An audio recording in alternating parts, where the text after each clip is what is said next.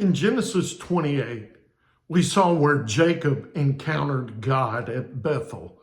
And he made a promise to God if God would watch over him, meaning if he'd protect him, if he'd provide for him and return him safely back to his land, then he would be his God.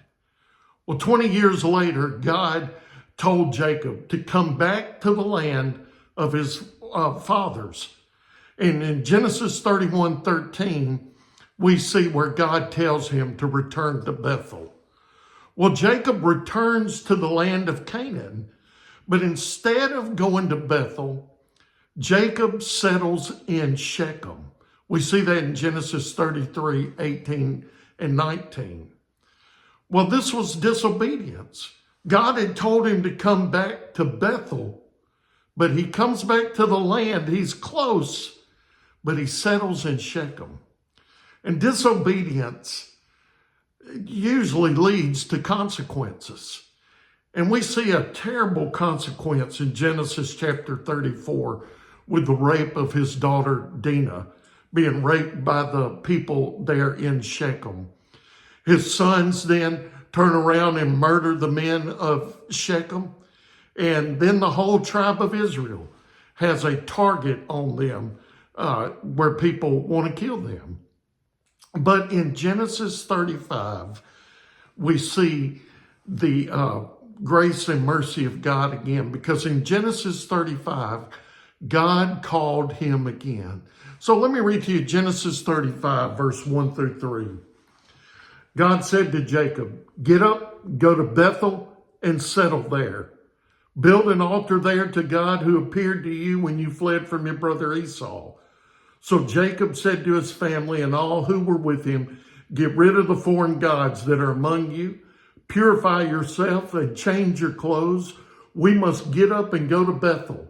I will build an altar there to God who has answered me in the day of distress. He has been with me everywhere I have gone." Jacob heard this call and said, "We can't settle in Shechem anymore. We've got to go to Bethel." And he obeyed. And Jacob surrendered, and God changed his life at Bethel. A little later on in the chapter there, Genesis 35, I want to read verse 9 through 13. God appeared to Jacob again after he returned from Paddan Aram and blessed him. God said to him, "Your name is Jacob, but will no longer be Jacob, but your name will be Israel." So he named him Israel. And God also said to him, "I am God Almighty. Be fruitful and multiply. A nation, indeed an assembly of nations, will come from you, and kings will descend from you. I will give to you the land I gave to Abraham and Isaac, and I will give the land to your future descendants." Then God withdrew from him at the place where he had spoken to him.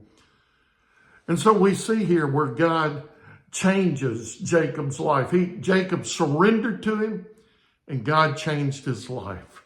I want to tell you, when you settle for your own will and your own desires, when you settle, you make a mess of your life.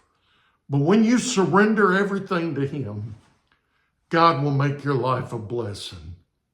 Or you want to settle in Shechem for a mess?